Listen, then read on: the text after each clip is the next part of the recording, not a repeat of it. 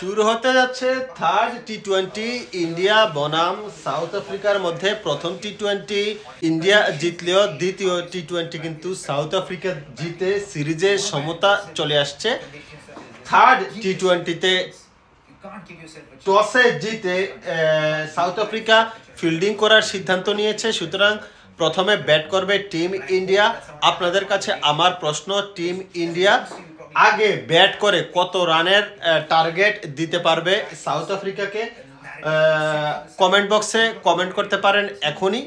Third টি-20 শুরু হতে যাচ্ছে, ব্যাট করবে team India. Team India total কত রানের একটা পুঁজি কিংবা কত রানের টার্গেট দিতে পারবে সাউথ আফ্রিকার সামনে? কমেন্ট বক্সে কমেন্ট করুন এখনই।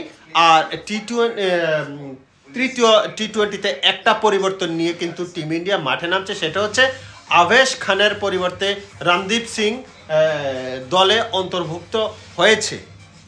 কমেন্ট বক্সে কমেন্ট করুন এখনই কত রান করতে পারবে আগে ব্যাট করে টিম ইন্ডিয়া।